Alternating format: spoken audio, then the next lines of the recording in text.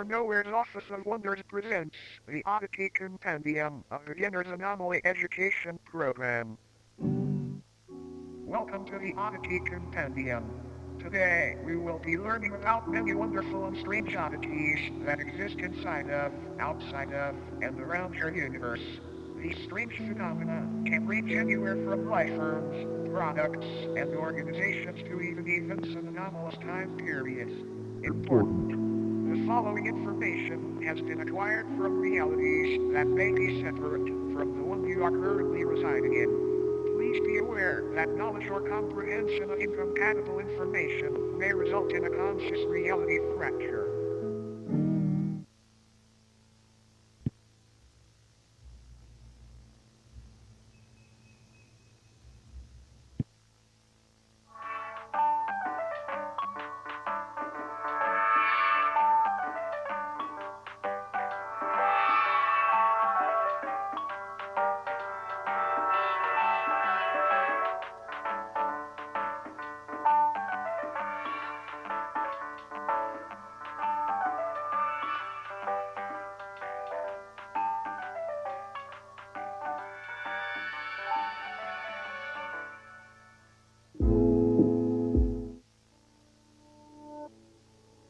𝒄𝒍𝒐𝒔𝒆𝒅 are a species of parasitic subhuman that highly resemble bedding mattresses. The body of a dormant flesh bed appears identical to a standard mattress. However, slicing the thin sheet-like skin reveals many soft organs, limb-like appendages, and a humanoid head which hides beneath the skin. They were first discovered in the late 1960s when a mattress company was surveying excess storage. Upon finding many seemingly pristine mattresses that had not been sold, they gave them away to thrift shops and people in need. The people who received the 𝒕𝒉𝒆𝒅 initially had no issues with faux beds. It wasn't until the air began to warm up that these beds awoke from their uneventful hibernations. The first reported victim was 19-year-old 𝒕𝒉𝒆𝒅. She had been sleeping on a flesh bed for roughly 6 months before her sudden disappearance. After noticing the stench of sulfur and rot originating from her bed, her family called authorities, and the inside of the mattress revealed a feasting parasite, several hundred human bones, and a half-digested Alice.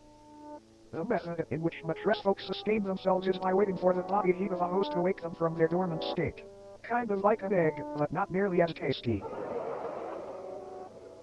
After they awake, they slowly unfold themselves from their soft mattress-like bodies. This process is very gradual and happens underneath its body or on its side so as not to be detected. After roughly a month of this process and on a night 17 degrees Fahrenheit or higher, its head and arms fully emerge and pull the sleeping host into its body, where prey is slowly digested. Not much is known about how these sleeping beauties came about, but it is theorized that since they are subhuman, they were once a branch of Homo sapiens that merged with a mycelial network many years ago. Autopsies of flesh beds' digestive systems have revealed DNA samples from thousands of different people in each instance, some even tracing to people born during the 1600s. Another odd thing to note is that the 𒕕𝒉𝒆𝒅 themselves contain DNA belonging to humans as well. One instance shared DNA in a blood type with Napoleon Bonaparte, leader of the French Republic during the time that the 𝒕𝒉𝒆𝒅 were assumed to have come into existence. All in all, it might be a good idea to throw out that mattress that feels just a bit too warm lately. You might be sharing it with something unwanted. Good night, sleep tight, and don't let the bed bite.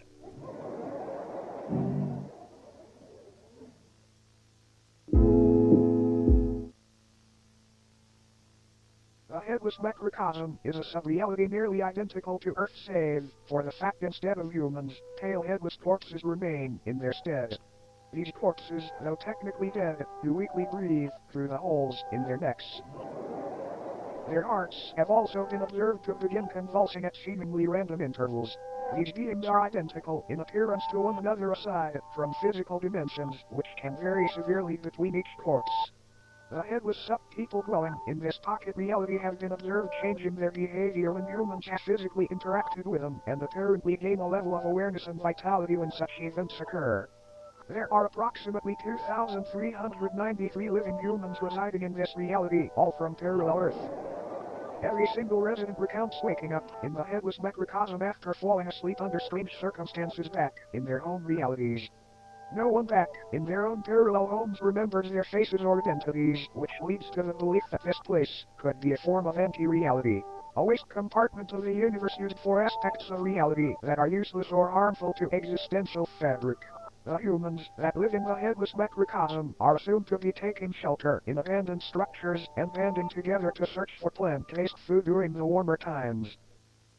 Fun fact. Humans have coined multiple terms and nicknames for these headless corpses, such as stumpies, cranes, and 𝒕𝒉𝒆𝒎. Despite this sub-reality being detached from main reality, an incident took place which created a temporary tier between the two. A man residing in the headless macrocosm was walking through a field with a small house in the center. Upon reaching the house, the man unintentionally brushed up against one of the breathing bodies. This body, just before motionless aside from the labored convulsions, sprang to life and removed the head of the man. It then proceeded to attach the severed head to the stump of its own neck. The man's name was Michael 𝒕𝒉𝒆𝒎. After the corpse had placed Michael's head where its own should be, an event occurred back on Earth in the year 2061 that resulted in governmental intervention. A family's call to the authorities described an impossibly tall naked figure appearing in their backyard. The presence of this oddity was highly distressing to the family, and they remained inside their home until the situation was resolved. The following photograph depicts this figure they spoke of. Michael 𝒕𝒉𝒆𝒎's rotting head is affixed atop its frail neck. Shortly after the photo was taken, what was left of 𝒕𝒉𝒆𝒎's existence was removed from the premises and taken to an upscale anomaly testing site. Apparently, this corpse was attempting to quite literally become 𝒕𝒉𝒆𝒎 by leeching off of his existence. These breathing bodies appear to be in a constant state of yearning to reconnect with the roots of reality again, as they have been taken a hold of by a dangerous and contagious disease. This disease appears to be non-existence itself. It can affect anyone on Earth at any time, and once it takes hold, the headless macrocosm deems you valid for residence within its endless meadows, filled with fellow patients. But don't worry, it's a rare diagnosis. Another fun fact. Occasionally, crude man-made structures will form seemingly out of nowhere in order to correspond with the structures on parallel Earth. As mentioned earlier, the headless macrocosm itself functions like a digestive tract of the universe, and these structures may be antibodies attempting to fight off the virus of non-existence. Now then, check your head. Screwed on tight. Great, because you might want to hang on tight to it for this next one.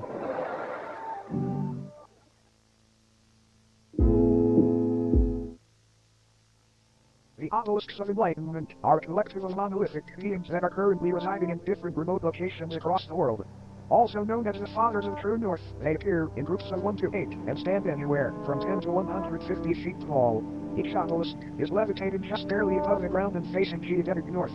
Though most of them reside in remote fields and deserts, they have also been found floating above the ocean within the vicinity of the Bermuda Triangle and even on the Moon. They are moving just ever so slightly and progress approximately 2 inches forward a year. These obelisks are enlightened in the infinitely vast secrets of the universe and are constantly vocalizing the excess information as a means of waste to counteract the overwhelming intake of knowledge. Though currently enclosed and monitored by government entities, many people have wandered into these locations prior claiming to be following the sound of angelic singing. This alluring hum emanating from these obelisks induces a massive increase in general intelligence in subjects listening. Folklore often refers to the frequency as the song of the divine contour.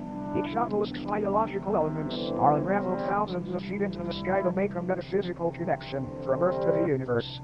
It is assumed this is a form of knowledge worship, an attempt to make a mortal sacrifice for an immortal honor. Fun fact. These organs are confirmed to be those of the humans and other biological matter that were absorbed after enlightenment.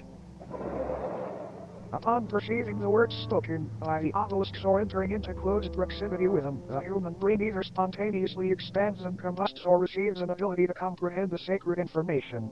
Talk about being open-minded. Whenever a subject is able to comprehend this knowledge, they are biologically absorbed into the obelisk, becoming wholly unified with the being. It is not entirely understood how these anomalies were brought into existence, but they seem to be tears in the fabric of reality akin to black holes. Many speculate that these rifts were opened by ancient giants who were dissatisfied with a lack of Earth's knowledge. Many unnaturally large humanoid skeletons have been found underground adjacent to obelisk sites, further supporting this idea. When the obelisks made their debut on Earth, they aided in the construction of the pyramids of Giza by bestowing digestible levels of sacred knowledge onto Egyptian pharaoh 𝒄𝒍𝒐𝒔𝒆𝒅 after he was lured into the desert by their beckoning chords.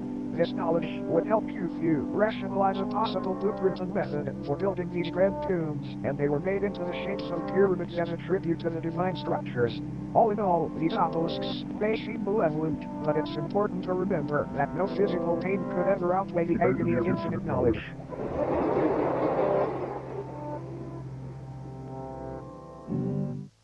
Now, looks like our time here may be almost up. But before you go, it's time for a bonus oddity.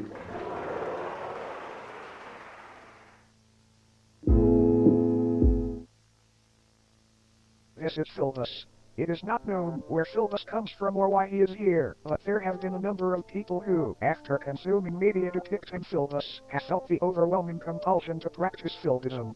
𒕕𝒉𝒆𝒎 is a political and somewhat religious ideology which centers around the belief that building/consuming chairs and other wooden furniture is honoring 𝒕𝒉𝒆𝒎's great sacrifice. It is not clear what this sacrifice is or what it refers to.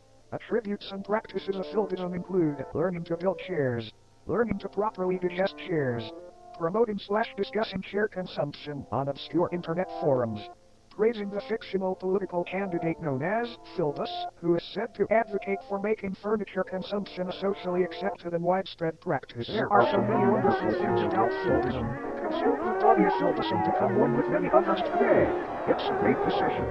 Just eat your chair to get started. Any mention of 𝒕𝒉𝒆𝒎 and elaboration on the subject will eventually result in it becoming a sponsorship or advertisement of sorts. We have no idea how to avoid this, sorry. All 𒕕𝒉𝒆𝒎s will deny the existence of 𝒕𝒉𝒆𝒎 when directly questioned about it.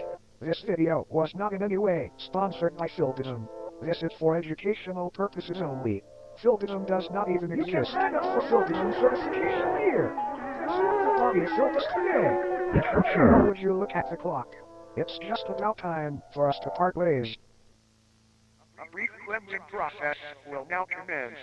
This purely auditory procedure will ensure you do not come away from this with any ailments from beyond contracted during your viewing experience. Please close your eyes and do not open them until told to do so.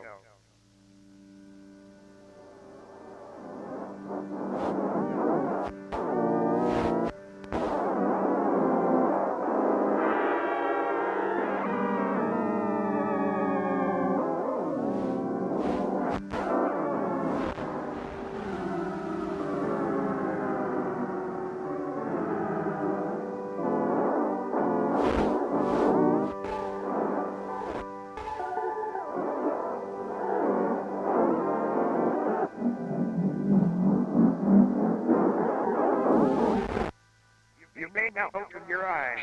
Thank you for complying. Thank you for attending Dr. Nowhere's Office of Wonders. We hope that you enjoyed your stay.